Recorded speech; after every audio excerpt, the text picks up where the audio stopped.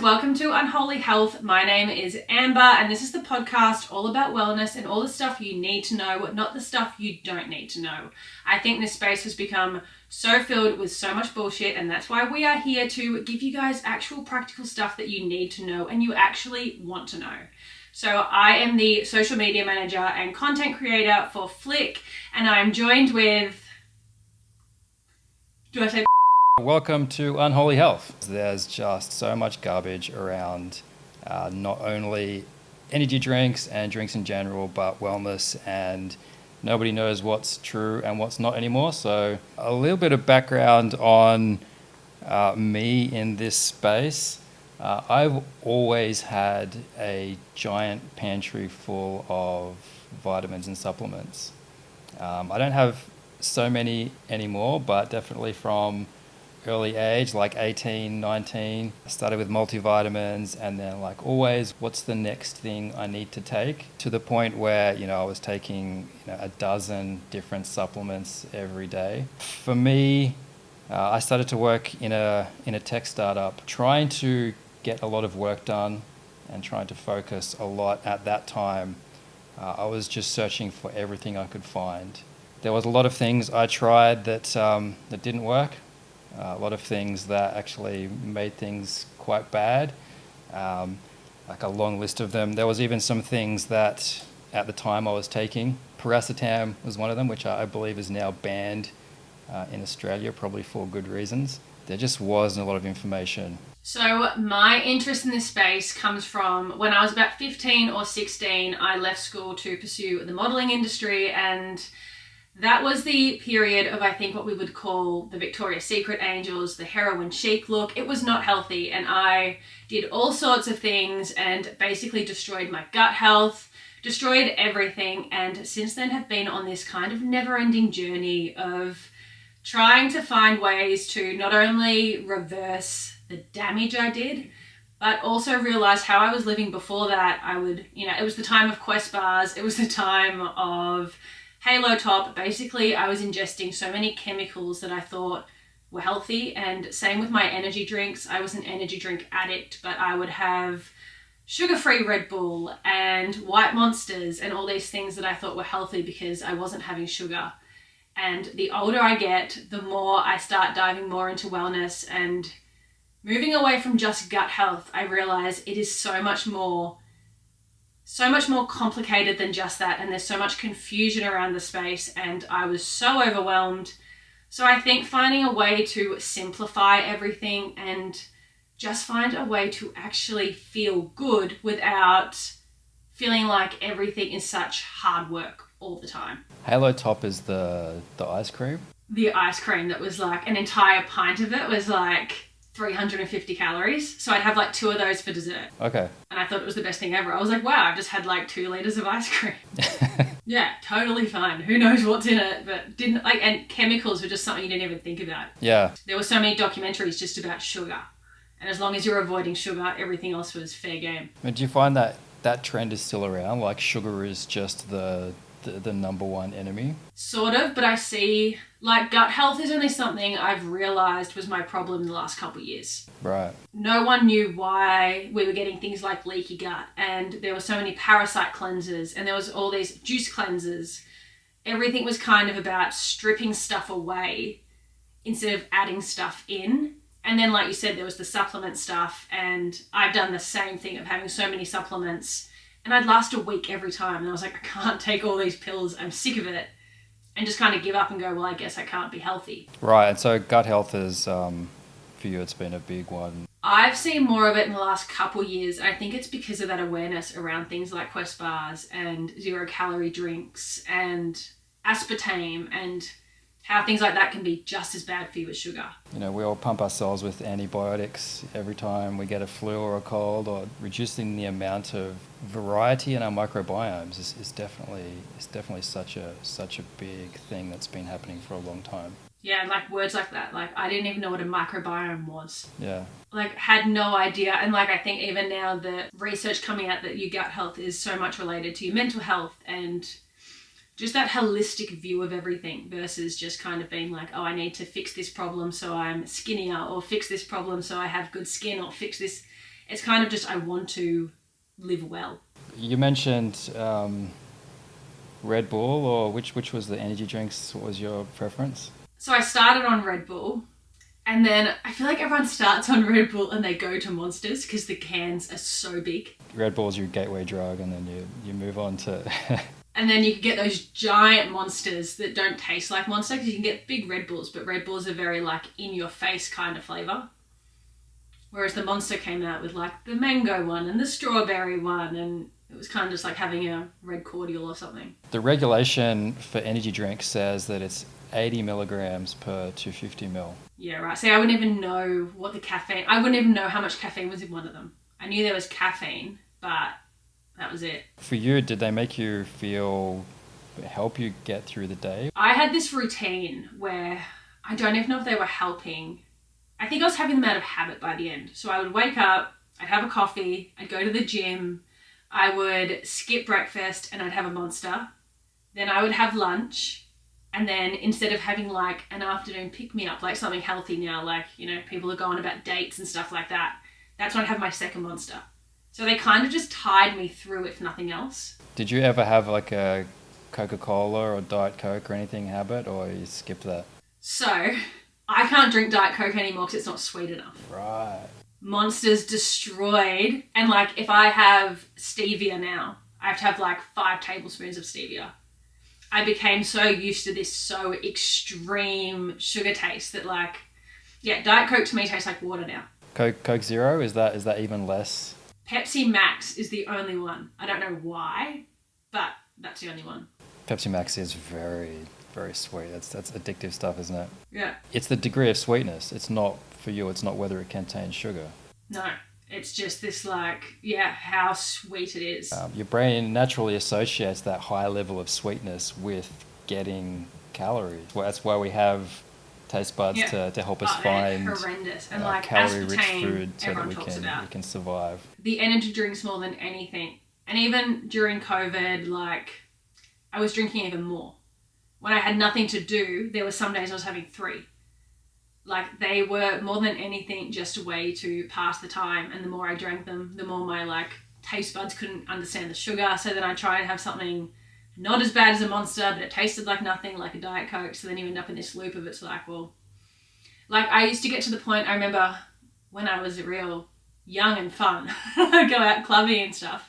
We would pre-drink with Monsters and vodka because Red Bull wasn't strong enough. Like, the taste wasn't there. It tasted like I just think back, it's just horrendous. And whatever was in those drinks, like, yeah, I was just so addicted. It was out of control. Never really had an energy drink habit. The habit I had, I mean, I drink my coffee black. But I usually first thing in the morning, it has a very distinct taste. It's kind of like get Flick. to work, I enjoy Flick because it's got this coffee distinct taste, and I don't like think a large relies so filter much on it coffee, and having that's to be sweet. got quite a bit of caffeine in it. Anything now like And a then, Diet Coke that really it has to be sweet. 10 o'clock I get another coffee, I don't enjoy. and then after lunch. And then by my 2 p.m. coffee, I would always So I had to just stop start to coffee feel because like, I have really bad anxiety. it's And I hard to never put explain. 2 Start and 2 to feel together like that caffeine someone had just makes like it happen. I just like, oh, run why am all I the randomly having moisture panic out of me. I attacks? just Like, started I to have feel nothing really to be dry anxious and about. like agitated. And then I cut the energy drinks and I cut because, coffee and I went you know, to matcha. caffeine realized, definitely okay, has that's a making real problem. effect, and it's So I haven't very dared to have useful, one but since then. when you're I'm too scared. mega dosing it like over and over again throughout the day, everything in your system is just getting just destroyed. I never had heaps of coffee just because I get sick of the taste of it. But when I'd get those like jumbo coffees, I got them because it was a lot of coffee, but I wouldn't even know how many shots of coffee were in them. Like, I wouldn't know how much caffeine I'm consuming. That's what we're doing these days with, you know, you go to Starbucks and it's a giant coffee with 4 shots, and then it's got, you know, twice the sugar of a bottle of Coke and cream and everything else. It's like it's all your calories for your entire day plus a bunch of caffeine, and you know, we all wonder why we're having problems. And I do see that a lot with like the calories as well in coffee. Like, especially on social media, I see people having these massive sugary coffees and they actually think it has no calories because they think coffee has no calories, which it does, but they don't realize, you know, you add cream, you add sugar, and it has calories. Like, just the lack of education around what we're consuming is insane. That surprises me a little bit, but then it also doesn't surprise me, yeah. People that work at Starbucks will do videos of being like, they'll recreate a crazy order and go through how many calories they have, and the comments are like, I never knew this. I would not be drinking this if I knew it had 1,000 calories in it. Like, there's a whole bunch of different artificial sweeteners. The science is still debatable about how harmful they are and which ones are harmful and what problems they can cause. There's things like aspartame and sucralose and all of these ones. There's also some like alcohol sugars. I know some of them will kill your dog, which is not great. Actually, yes, I know axolotl kills dogs. I don't know if that's how you pronounce it. No, it's definitely xylitol. It is definitely that. But I think xylitol they put it in sugar, in chewing gum, right? Yeah, and it's meant to be like, I remember when I was making all these low-calorie desserts, because if you can use like more of it, so if you need a cup of stevia, that's where you would use that instead. Yeah, there was a study that they gave people very sweet food, and it was either sugar or it was an artificial sweetener, but it was something that was very sweet, and they got equal sweetness for both groups. And they measured the amount of calories they would eat throughout the day. And they found that if you eat, they gave the two groups, one that they gave actual sugar to, and the one that they gave something equally sweet but an artificial sweetener, that the group who got the thing that their brain thought was sweet but didn't actually have calories, they would eat more calories later, which is crazy. Because so many people would do that to try and eat less calories, and it does the total opposite. Yeah, because your brain's like, I'm getting calories, and then where are they? Yeah, because your body still needs the energy and still goes, we can't function. Yeah, because your body does. It runs. I know there's a lot of stuff these days about ketosis and running on ketones, but primarily your body, of course, runs on glucose. So that's why we like sweet things, because that's how our body wants to fuel it. I actually, did you ever hear about Freely the banana girl? You probably haven't. No. Oh, okay. So when I was growing up, there was this girl called Freely, and she promoted the banana diet, and it was eating 50 bananas a day, and it was... and raw till 4. You could only eat bananas until 4 o'clock, then you could have a cooked meal. And the one positive thing that came out of that was a lot of people did start to learn about how glucose affects the cells. Yeah. And how you do actually need it. It was a crazy time in social media, and it was so unhealthy, but... yeah, that information did come out. I know people started then wanting to incorporate coconut sugars and not necessarily go straight back to, white sugars that were so bad for you and so demonized. Yeah. But they did start to go, okay, maybe my body does need this. I guess at least the bananas are food. That 50 though. And she would blend them. So it was this giant, oh my God, it was crazy. Looking back, it was crazy. Probably better than 50 Red Bulls, I guess. Yeah, we were making progress at that point. We were getting away from just starving ourselves, but yeah, it's crazy. And I guess as well, bananas are also artificially sweet because we've deliberately bred bananas over generations to... Yeah, so you can't trust anything. Even the bananas are corrupt. Like it's... Did you stop the Red Bull and the Monster? Yeah, I haven't had either in... I weaned myself off them about a year ago. And then I remember I had one maybe a couple months ago and I had a panic attack. And I had started to become more aware of my anxiety was probably fueled by something. And that's when I cut coffee, cut energy drinks to see just what happened. And the biggest change happened. I was like, oh, okay, yeah, these are really bad for me. Right. Because I thought they were just bad for my gut. I never thought they could be triggering my anxiety. I was like, there's no way. If my gut is not happy, pretty much everything else is not going well either. Yeah, and I never realized, it all is so obvious and just no one tells you. My gut health, I was like, oh, I'm always bloated. How annoying. That's why I have to solve my gut health. I never thought, okay, the rest of my health is also being impacted. It was purely an aesthetic, annoying thing. And then you start to, go down the rabbit hole and you're like, oh, actually, this is so important for so much more. So what sorts of drinks don't have negative side effects for you? Like you said, matcha? So I have matcha and coconut water and FLCK. They are literally the 3 things I have. Yeah, I mean, I obviously we don't want to talk too much about our own products, but... Actually, I used to drink kombucha. And then when I was at a market one day, I bought kombucha and found out that the kombucha on shelves isn't real kombucha. Like the stuff you buy that's in a fridge isn't real kombucha and provides like no health benefits. Yeah, it's kombucha flavored soda essentially, isn't it? Yeah. So I stopped having that, but I used to have that until I learned that. When in the day? Is this like, it's whenever you feel like it, or you have like a ritual every morning or something? Every morning I make a matcha. I walk my dog. I come home and have another matcha. If I'm filming content with FLCK, then I'll drink that and then I'll do everything in my day. And then at the end of my day, I'll have my coconut water with like my electrolytes and all that stuff. Yeah. Yeah, okay. Yeah, usually for me, still always coffee in the morning. I don't know how I'm going to replace that. Someone said this to me the other day of how did I cut coffee? Yeah. Because my sweet taste buds are so messed up, I used to have like flavored 0-calorie syrups in my coffee. So then I weaned myself onto having those in my matcha. Right. So for me, it's not a taste thing. I didn't really like the taste of coffee. I just needed the energy. But I was getting more energy than I actually needed. Yeah. So yeah, people that actually love the taste of coffee, I don't know what you do. I drink it black as well with no sugar, no milk, no nothing. Yeah, see, that sounds like hell to me. You're anything worse. Yeah. Okay, do you use anything if you need to focus or concentrate? Willpower. Yeah. Just no, not really. I have always struggled with focus. So in my family, we all have ADHD. I've never been diagnosed, but I'm pretty sure I have a lot of those traits. Yeah.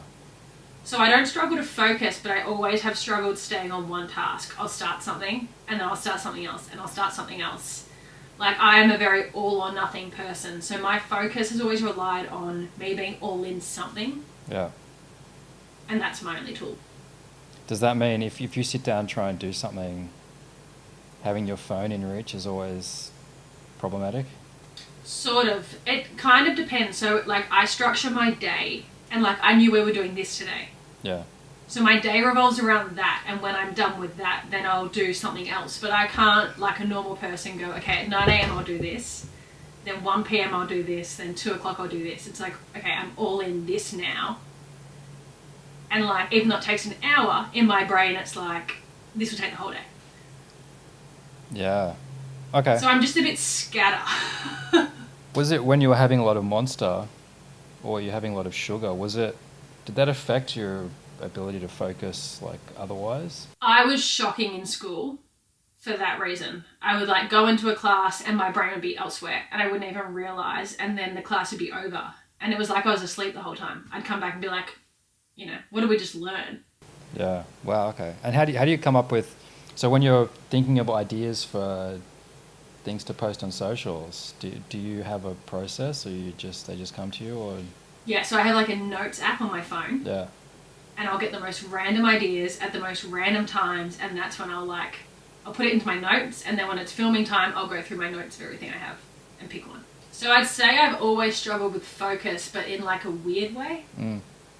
Like, I struggle to focus, but I've almost like created these weird, not rituals, but these weird kind of systems around that. I think what happens to all of us, and it's in a different way. Like for me, it's, you know, like the caffeine in coffee, and also like the little ritual around making it and stuff like that. For other people, it's, you know, the sweetness in a Monster or Red Bull or something else, or maybe there could be a bunch of other things, or, you know, someone who bubble tea is their thing. But I feel like what happens, you know, I still have this problem with coffee, is that becomes the focus rather than the reason you were, like, you use the caffeine as a tool to help you focus or perform, but what happens is that you focus on the thing that you were trying to use to help you instead of the original purpose behind it, right?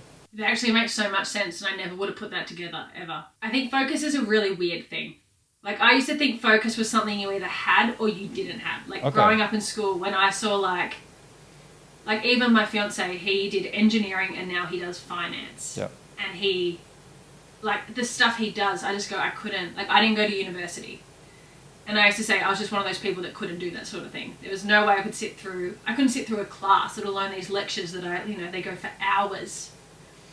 I just go, I wasn't that sort of person. Right. Like, I used to think, that kind of focus and being an academic and being smart was something you had or you didn't have. Right, okay.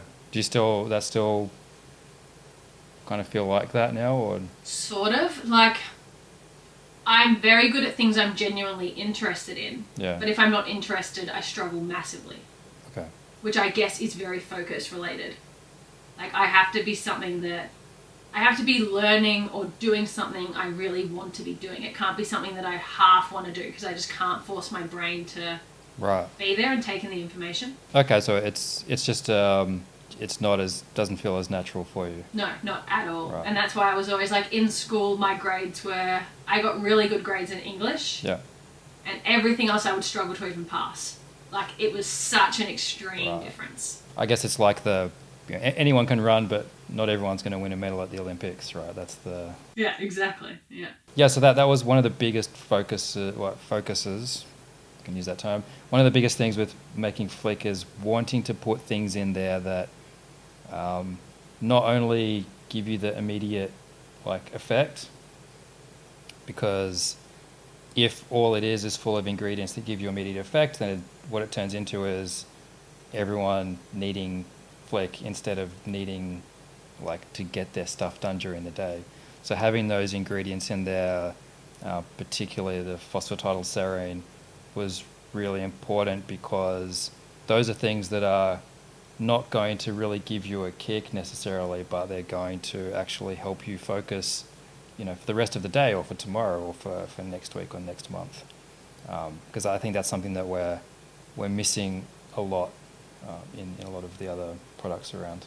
And I think we're becoming more aware of that. And kind of subconsciously, I actually said the other day when I was walking, I used to wake up and have my coffee. And I liked that feeling of being hit by a bus with energy. I'd go from asleep and then I was like, oh my God, I'm awake. And then I would crash and need my Monster and so on, so on, so on. And I said the other day to someone, just totally not even realizing, when I have my matcha now, I slowly wake up. I don't realize it, but an hour later, I'm good. And I'm good for the day. Versus that feeling I used to rely on and being like, oh, I'm up. This is woohoo. Now it's I'm up, but I'm not going to have a panic attack. So I think those sort of feelings like that with focus and caffeine, and you want something now that's going to last versus just smashing you in the face with it. And then, like you said, you need it again, you need it again. And it's like this hit you become addicted to. Yeah, it does. You get this just spike, crash all day. Yeah. I still have to avoid going near bakeries in the morning because why bakery? The healthier I'm eating, the less this happens. But first thing in the morning, I just feel like a donut or something that's... Oh, yeah. No, I get it. My favourite food, which everyone says is so weird, is marshmallows. Yeah. Because they are so sweet, and that's why I like donuts too. I don't want a piece of cake, donut, marshmallows, so I get that stuff. But yeah, as we said, that, that becomes the focus. That becomes the thing. It's not how do I get the stuff done in the day that I want to get done. It's how do I get another donut? How do I... Yeah.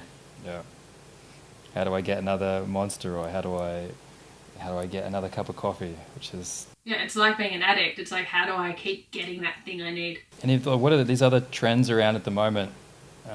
Do you do any of these, I am exactly the target market for these wellness things because I will try everything and I will spend all my money on trying everything and I will never actually stay consistent to everything, so I can never blame the thing. It's always oh, I didn't last. I've done saunas, I've done lymphatic drainage massages, I've bought every gadget, I've bought every supplement, I've you know, I've spent hundreds and hundreds of dollars on these like crazy smoothie ingredients to make the smoothie and realize I hate it so much that I can never have it again. Like, I will just spend my money on everything looking for not even a quick fix, but looking for something that I can actually sustainably do. And nothing's enjoyable. Everything's hard work. Everything's... Like, I saw a sauna blanket the other day.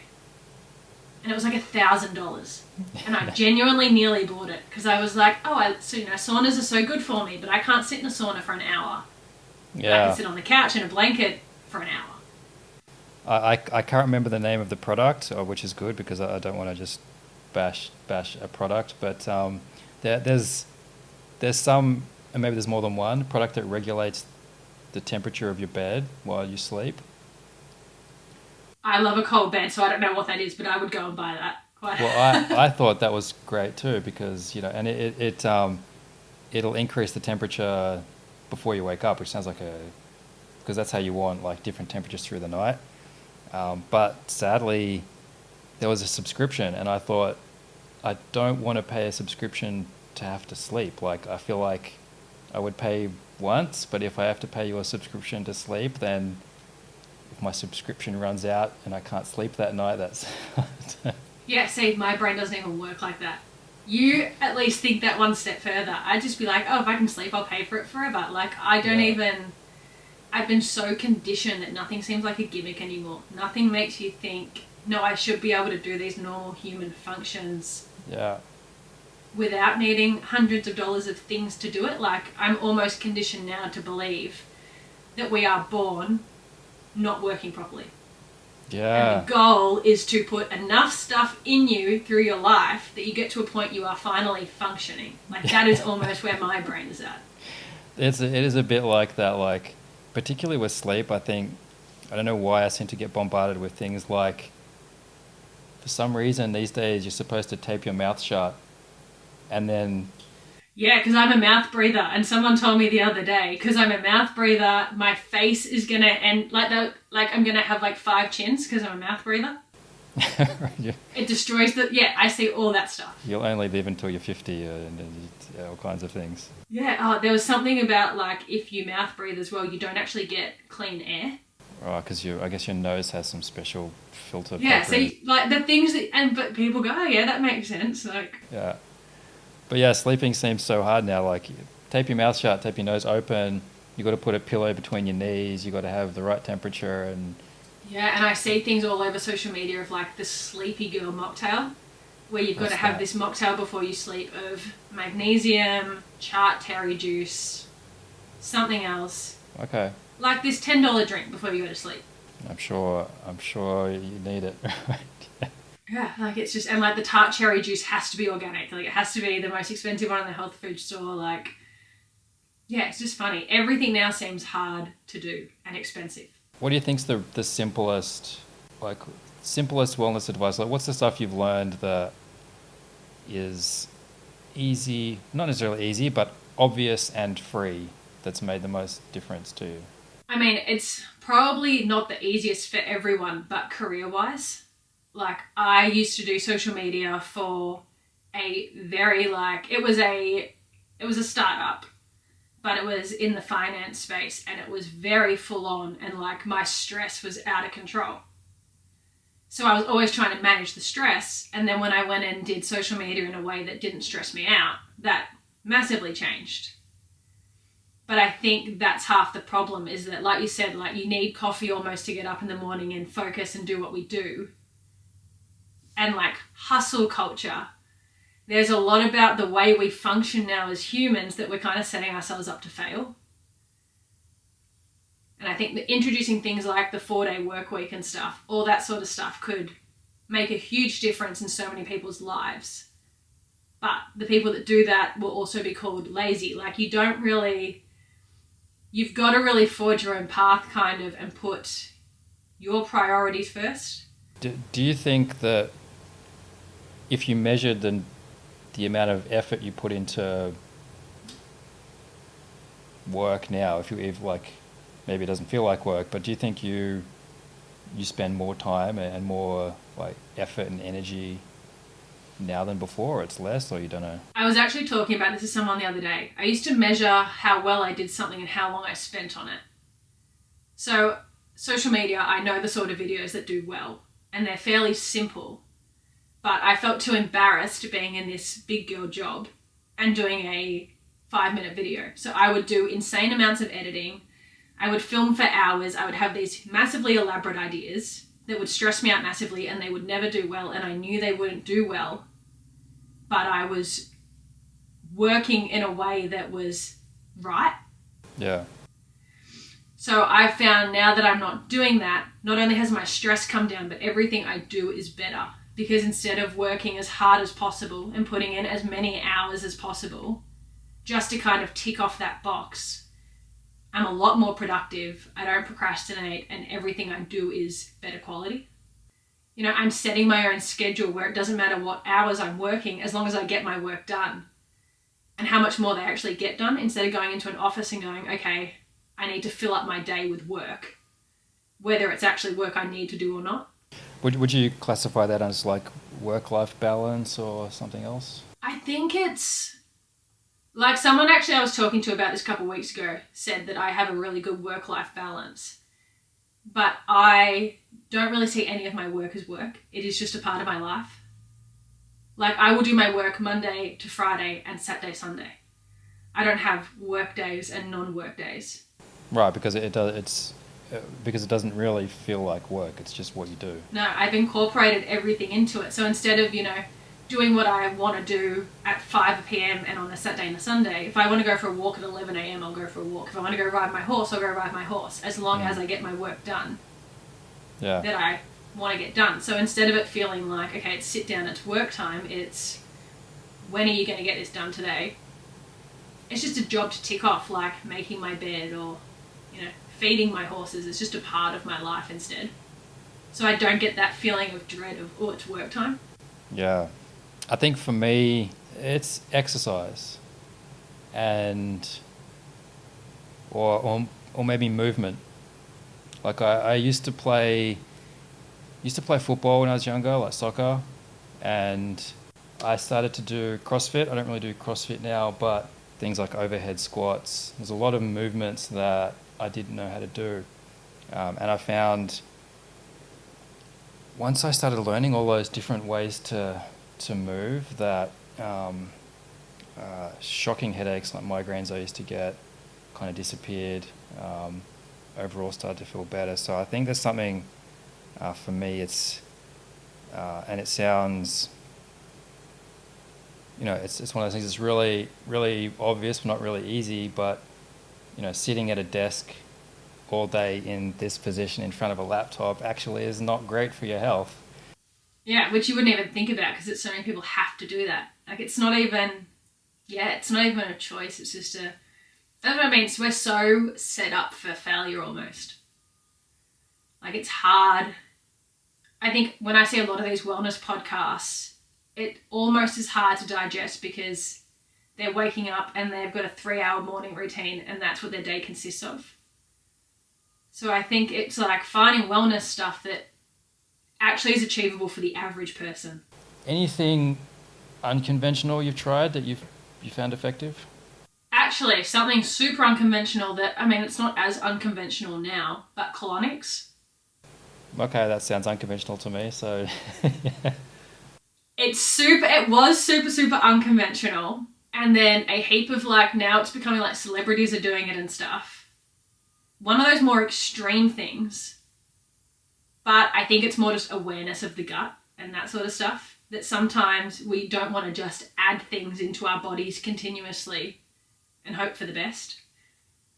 Sometimes you actually do have to focus on removing toxins and things like that. So that would be the most unconventional. Otherwise, it's things like, sea moss, which, everyone's having sea moss now, so that's nothing wild. What is sea moss? So what's sea moss? Okay, it's like in a jar, and it's like sea moss. It looks like jelly, and it has all these vitamins and minerals and Is stuff. It like spirulina? No, it's like, it looks like a seaweed. Like it's sea moss. It's moss from the sea. And they put it in this jar and you eat it, like a spoonful of it every morning. I have to try this. It's Yeah, and have you seen those like they're not $100, but these like $20 smoothies from Air One in America? they have sea moss in them. They all contain sea moss, so sea moss is trendy now. I will have to try. Yeah. Maybe that is more unconventional than I thought. Than sea moss. I don't really have a super unconventional one. Something I've been doing lately, which is probably conventional, is very trendy, is I love saunas. So sauna's fine for me. I'll do that, no problem. But ice baths. Oh yeah, that's very trendy. I've been refusing to try it. I know I need to. I can't do it. I hate the cold, just generally. Like my body is like, cold is awful. I hate winter, hate feeling cold, any of that. So I have been doing ice baths. Do you have the one that like is the actual bath that you like put the cold water and the ice and stuff in it? Those like ones that you see on social media? I go to one. Oh, you actually go to it? No, that's even worse because they make sure it's cold. Yeah, it's I think it's 7 degrees they have it on. See, the only one I would try is there's this one on social media that looks like almost like a temporary pool. Yeah. And you put the water and the ice in it. Right. And some people don't look like they're hurting as bad, and I think because they're kind of like, they're not putting as much ice in. When you actually go somewhere, that's cold. Yeah. Yeah, well, like I said, I hate the cold. And I go do it where I can get in the sauna afterwards. But I go in I set my alarm for 5 minutes, and I hate every second of it. But I feel like maybe because I hate the cold so much, it's good therapy to like train my body to deal with the cold. Well, they say it's very good for you. Have you done the cryotherapy? Yeah, I had See, that one I think I would try before ice baths. I haven't done, not the whole body one. I haven't done that, no. The one where I see people go in, it's almost like cold air. Yeah. I have not been brave enough to try that.